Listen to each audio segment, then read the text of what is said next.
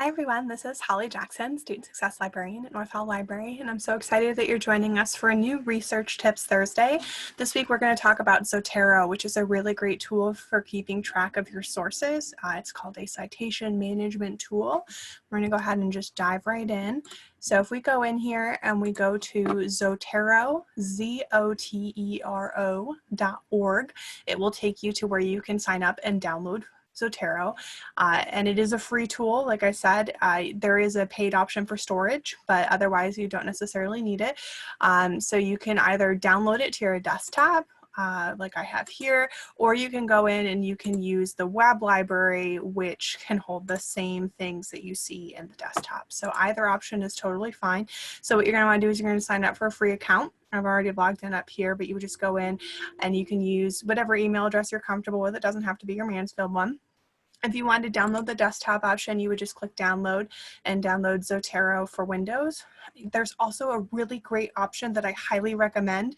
This is Zotero connector for Google Chrome. And what that does, and you can't really see it because my face is talking at you in the top right corner, but I've taken a screenshot for you, is you'll see this little icon pops up and you can click on that and you can add any web page, anything from the databases, whatever you're looking at online. If you click that, it'll automatically be added into your Zotero library, which is great. And you can even pick which folder you want it to go to from there. So just to kind of give you a feel for that. So like I mentioned, there's a couple of different ways you can add things. You can add them from the web, you can add them from the databases. So in Zotero, just kind of give you a quick overview in here, you'll see I've already added some things. Most of these are articles, but there is a book. You can click on any of these, and I'm just holding the control tab to click on them and get them all selected. And then if you right click, you can actually create a bibliography from these, which is an excellent tool. So if I click that, I can pick whichever citation style I want. Maybe I want MLA 8th edition, and you can save it as a file and open it. I just copy it to the clipboard, hit OK, and then open Word.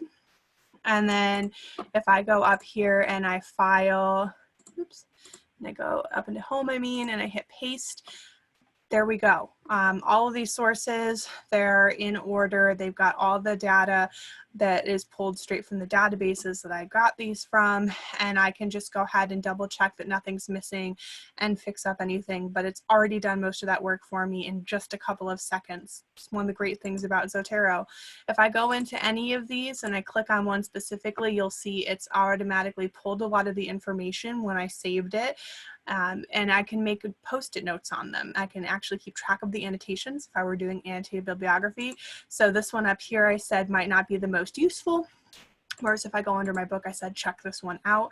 To add a post-it, to add a little note, all you do is you go up to the little icon that looks like a post-it note in the middle up above things, and you would click add child note if you wanted to add a note specifically attached to an article or a book, or a new standalone note if you just wanted to have a list of notes in your library. So you can create different folders, maybe label them for different classes or your paper titles. Mine says escape room research. You can have as many folders as you need. And then up here, you can see that there's a variety of different things you can add: books, journal articles, newspaper articles, other documents. If it's full text, if there's a PDF copy in the databases, when you add it, you'll see that it pops up and you can open it right from here.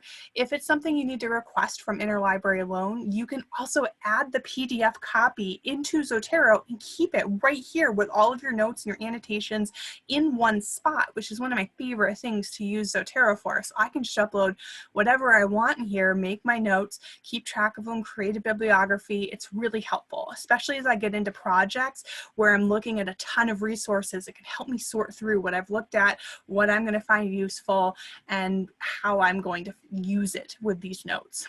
So there's lots of tools here that you can use. And like I said, this is the desktop app here, or you can just go into web library. There's ways that you can sync them together.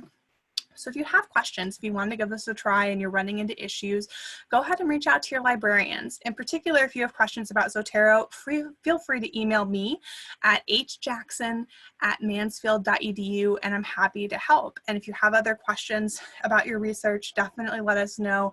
We're here to help you, and I'll see you guys next week. Have a great weekend.